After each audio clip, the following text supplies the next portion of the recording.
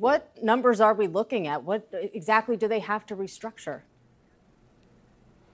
$51 billion is the total foreign debt that Sri Lanka owes Monica, of which about $28 billion is to be repaid by 2027. So that's a large chunk that the Sri Lankan government has to restructure with the lenders. Remember, earlier this year, at the height of the crisis, the government decided to stop all debt repayments, especially of the larger chunk of nearly $30 billion. And that is up for restructuring. And it's a very complex one. 35% of the total debt is owed to private creditors, sovereign bond holders and commercial loans. And a large part of the overall debt burden is also coming from bilateral lenders like India, China and Japan. China holds the largest of the bilateral loans to Sri Lanka.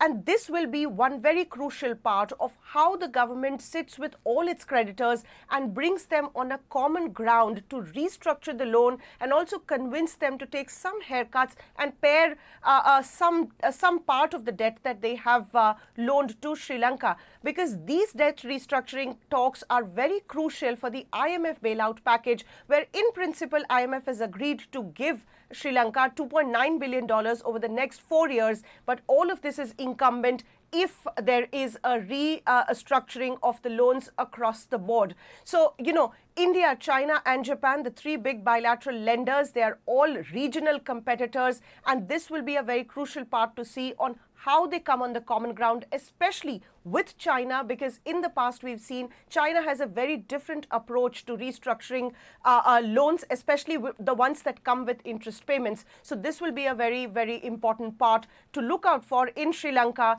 that has been going through a worst economic crisis where they don't have money to even import essentials.